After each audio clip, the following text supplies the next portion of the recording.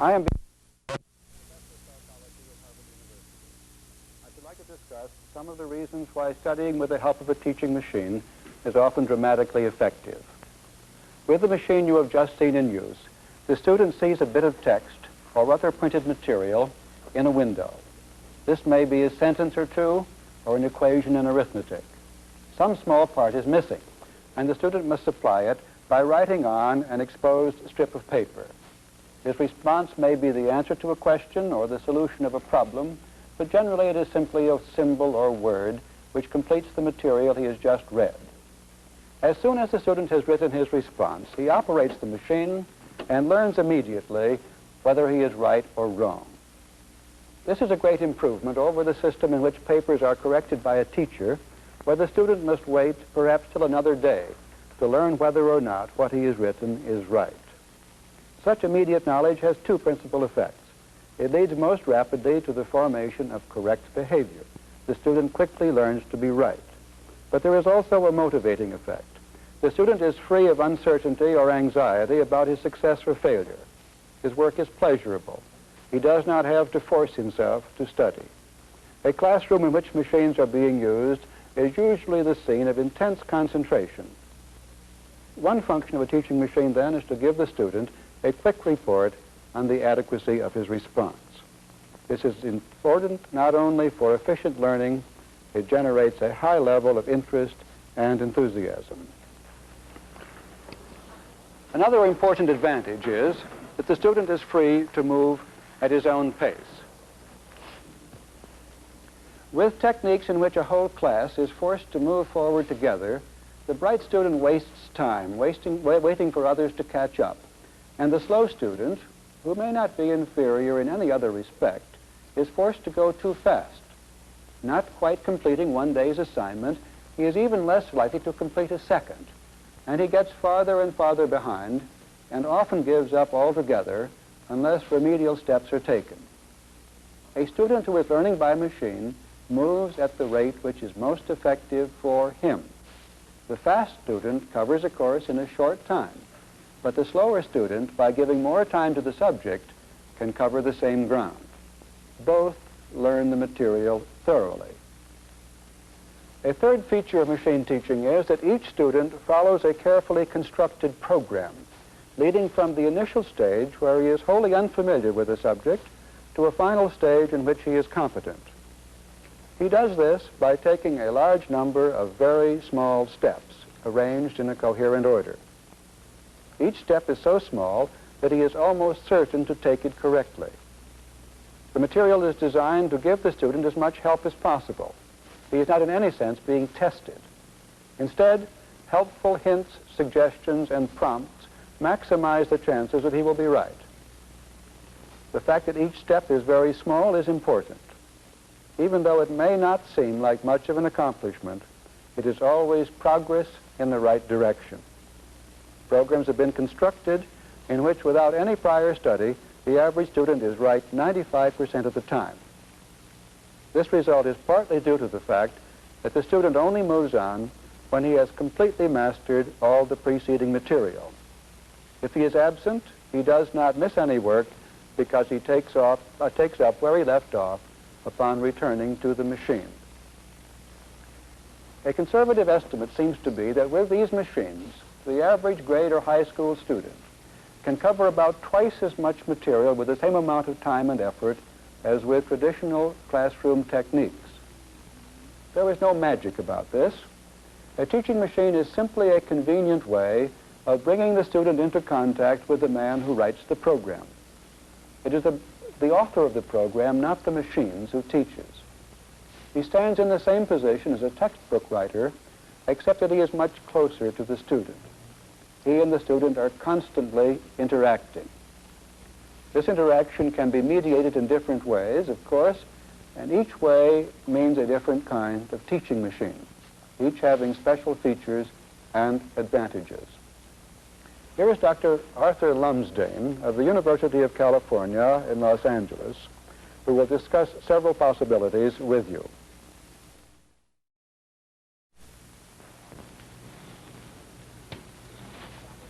Professor Skinner has identified three main features that we find in all teaching machines: continuous, active responding by the student, immediate confirmation or correction of each response he makes, and provision for each student to proceed individually as rapidly as his abilities permit. Professor Sidney Pressey at Ohio State University was the first to implement these conditions in a teaching machine. Using one of Pressey's early machines, this child answers each question as it appears in a window of the machine by pressing one of the four keys to show which answer she thinks is correct. If she picks the right response, the machine goes on to the next question. If wrong, she tries again until she gets the right answer. Meanwhile, a counter provides a record of her performance. Pressey also developed some simplified devices, such as these, used in conjunction with questions on a mimeographed form. More recently, attention has centered on the preparation of long, carefully programmed sequences of teaching material based on techniques originated by Skinner.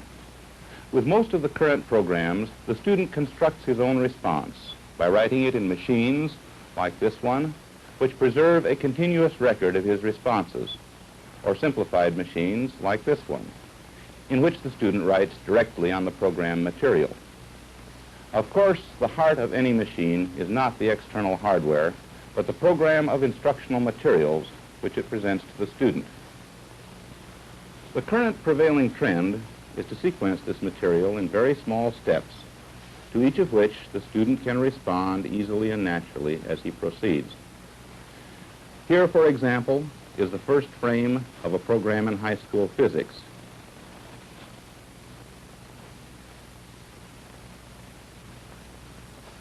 After the student has written his response, he verifies it by disclosing the correct answer.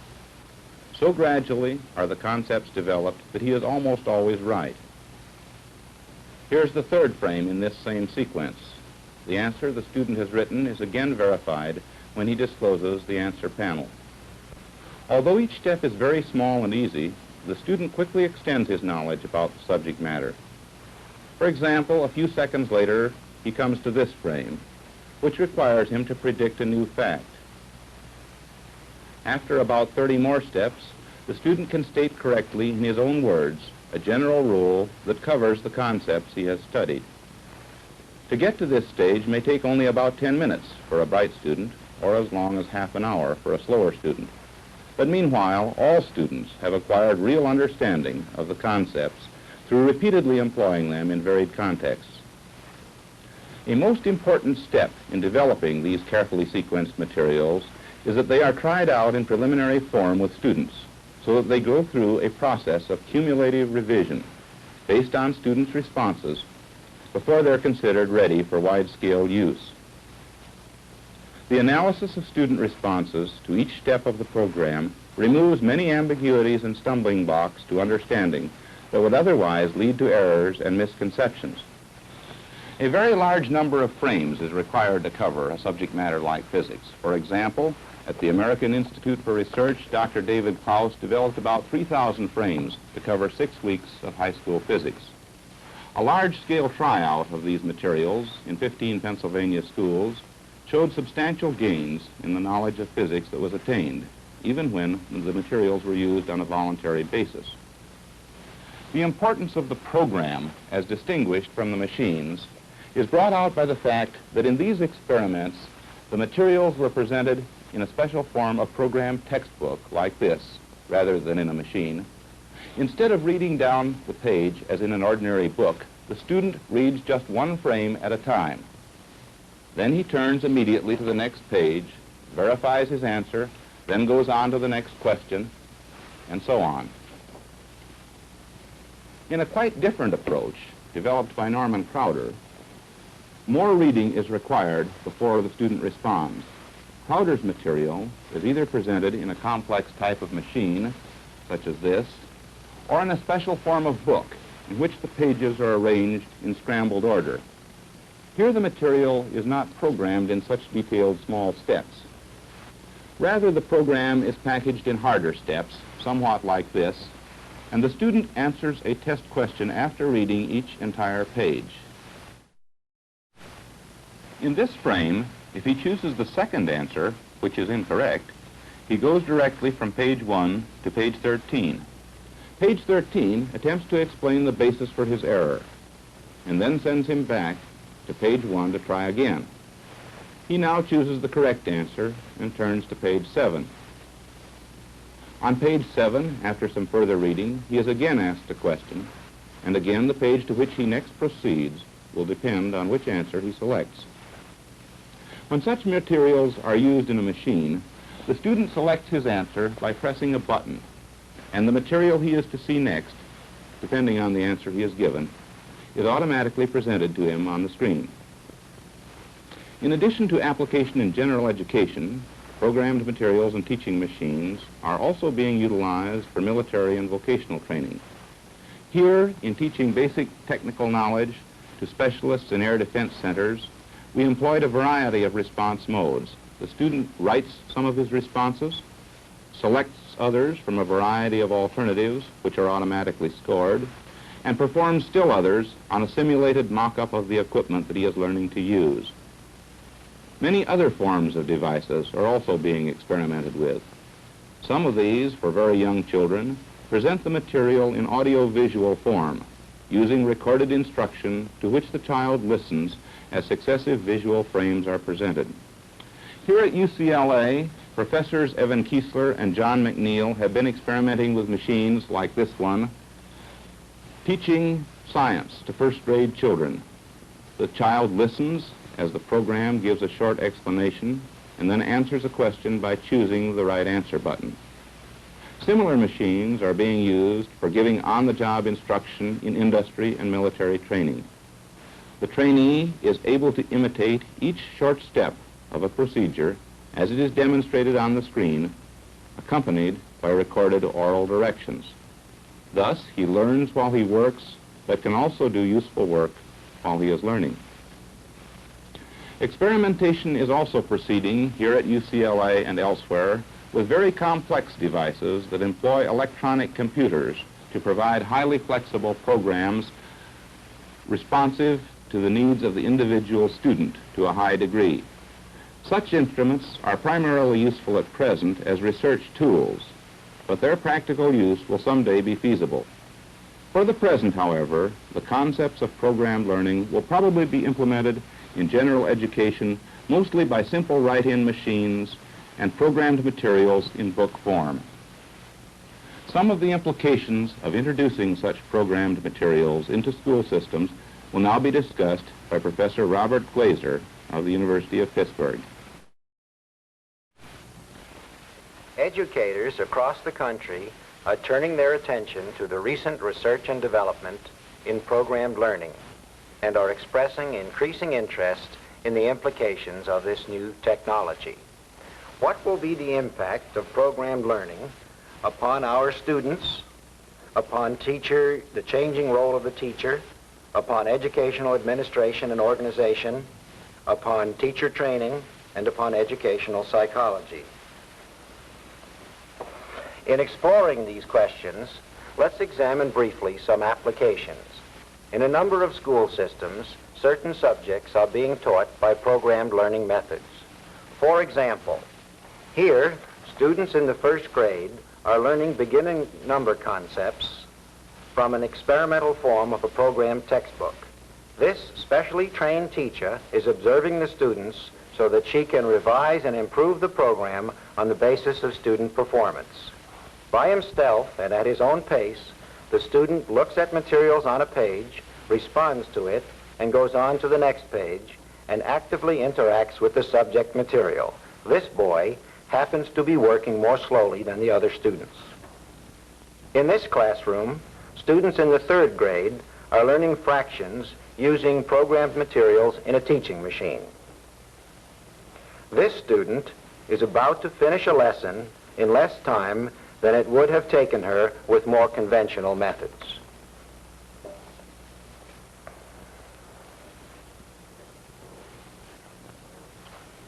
Algebra, statistics, physics, and foreign languages are other subject areas in which programmed learning is being conducted at secondary schools and universities. Programs in various subjects are or will soon be available for purchase from several commercial publishing organizations. At the Coordinated Education Center of the University of Pittsburgh, we are conducting a study to analyze the impact of programmed learning upon an educational system. Let me present some illustrative considerations. Programmed learning provides careful control and guidance of the conditions of learning. As a consequence, a number of hypotheses can be analyzed.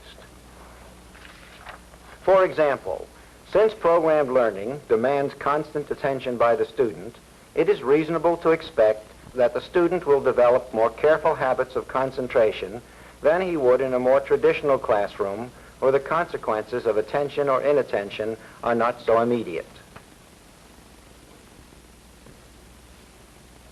A second point is that the motivation of the learner is influenced by the immediate knowledge of her performance and by her successful achievement in the course of learning. The successful act of learning becomes rewarding and motivating in itself. In programmed learning, each student is able to proceed at his own individual and optimal learning rate. This is an obvious advantage in meeting the needs of the individual student. Our early experiences indicate that below-average students may attain higher achievement than with conventional methods, and that gifted learners will be able to proceed faster and cover more ground than before. The fact that student skills and knowledge can be obtained in a shorter period of time using programmed learning techniques has important implications. Can elementary students complete their standard course objectives and be ready for secondary level objectives earlier? Can high school students be ready for college subjects at an earlier time? The headlines in the recent surge of publicity on teaching machines and programmed learning could lead one to believe that teaching machines will soon replace the human teacher. This certainly is not true. The real question is how the teacher will use programmed learning procedures and how their use might change the role of the teacher. The use of self-tutoring methods by the student can permit the teacher to fulfill many teaching functions which classroom size and traditional teaching may not permit at the present time. The teacher will be able to use discussion techniques more frequently. She will have more time for inspiration and for the encouragement of creativity. Indeed, the possibility of more time for these functions that only the teacher can perform, and indeed needs to perform, can bring a new dignity to the teaching profession. Educators will need to examine the changing role of the teacher. At this time, it is certainly not wise to impose programmed learning techniques in full scale upon a school system. What is required instead is practical tryout so that educational administrators can use this initial information for making broad-scale decisions about curriculum and administrative changes. Many questions arise. How will these new techniques have to be adapted to existing educational patterns? What organizational changes will be necessitated by this new instructional method? What is the appropriate balance of programmed instruction, group instruction, laboratory work, library work, and other educational experiences? With the increase in individualized instruction, will the physical construction of school buildings change? Where will programmed curricula come from?